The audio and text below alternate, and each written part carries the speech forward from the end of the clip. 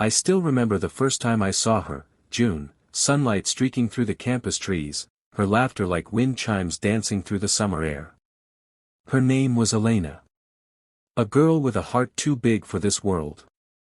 The kind who would help an old woman carry groceries across the street or spend an entire afternoon at a shelter cuddling with abandoned dogs. She was beauty, kindness, and light rolled into one breathtaking soul. She stumbled into my life during a college debate. She had fiery opinions, sharp eyes, and a laugh that made you want to mess up just so she'd laugh again. I was the quiet guy, more comfortable behind a camera than a microphone. But she made sure I wasn't invisible. Nice arguments, she'd said after the debate, smiling at me. But you looked like you were holding in a sneeze the whole time. I laughed, nervously. I kind of was. We started off as acquaintances, then friends. We talked about everything. Books, music, the stars, her fear of growing old alone, and my fear of losing people. Before I knew it, I was in love. And one rainy night under a flickering street lamp, I told her. She didn't say anything right away. She just pulled me close, rested her head on my chest, and whispered, "I think I've been waiting for you to say that." For 3 years, we were inseparable. We explored cities, got lost in forests, danced to terrible music in my apartment, and made pancakes at 2 a.m. just because we could. We talked about getting married one day, moving to Oregon, and buying a small white house with yellow shutters and a porch swing. But dreams can be fragile. It started with shortness of breath. Elena would get dizzy, her chest tight. I thought maybe it was stress. College was intense. But when she fainted in the middle of a poetry reading, I knew something was wrong. Tests. Hospitals. More tests. Doctors with faces too serious. And then the words no one ever wants to hear. End-stage heart failure. I stared at the doctor, not fully understanding. What does that mean? It means, her heart is dying. And the only long-term solution is a transplant. She'll need a new heart. A new heart. Like it was something you could just pick up from a store shelf. We went home that night, Elena curled up against me, silent. "Hey," I whispered, "we'll get through this. There are donors, right? Lists. We'll get on the list. We'll fight." She nodded but didn't say anything. The days that followed were a blur of hospitals, medications, and long silences. Elena started losing weight. Her skin paled. But she never lost that smile. One morning I found her sitting by the window, sketching with trembling fingers. She was drawing the house with yellow shutters. "I don't want to die, Adam," she said softly, still sketching. "You're not going to," I said, kneeling beside her. "I won't let that happen." But I was lying. Not because I didn't want to believe it. But because I knew I had no control. She was on the transplant list.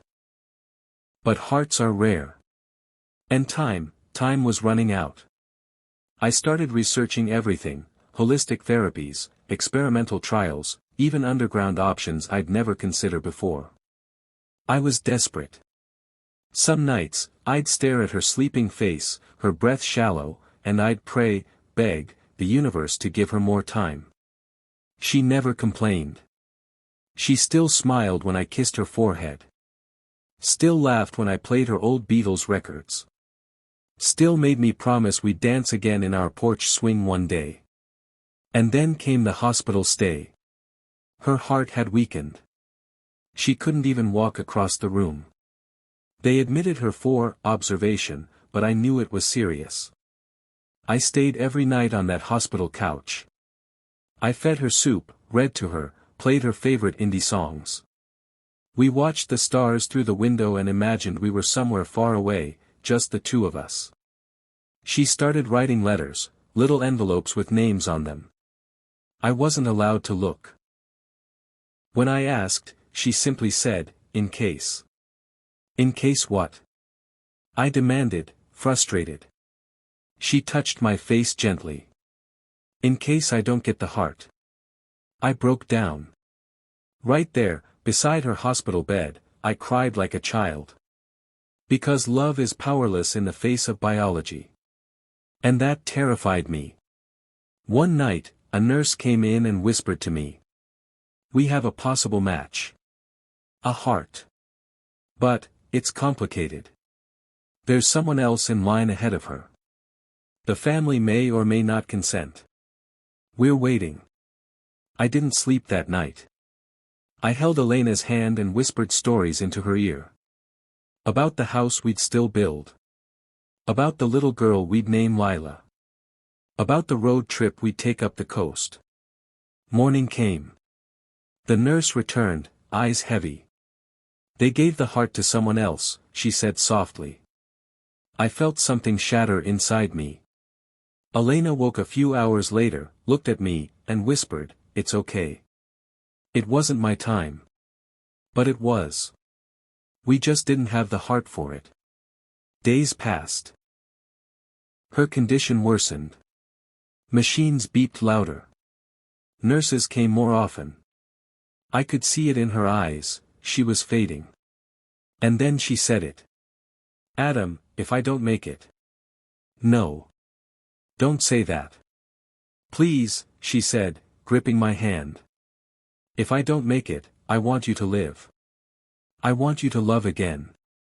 I want you to remember me with smiles, not sadness." "I can't," I choked. "There's no world without you." She smiled. "You're strong enough to build one." And then, the unthinkable happened. 3 days later, I got a call. A donor. A perfect match. A young woman, gone too soon in a car accident. Her family had consented. "Elena's at the top of the list," the doctor said. "She's going into surgery tonight." I couldn't believe it. I rushed to her room, crying. "Elena, they found a heart." She blinked, lips dry. "Are you serious?" I nodded, tears spilling. "You're going to live." That night, I kissed her forehead as they wheeled her into surgery. I told her I loved her. That I'd be waiting. The surgery lasted hours. Every tick of the clock felt like a century. I paced. I prayed. I begged every star I could see out the hospital window. And then the surgeon came out. "She made it," he said. The surgery was a success. I collapsed into a chair, crying harder than I ever had in my life. The days that followed were cautious, filled with constant monitoring.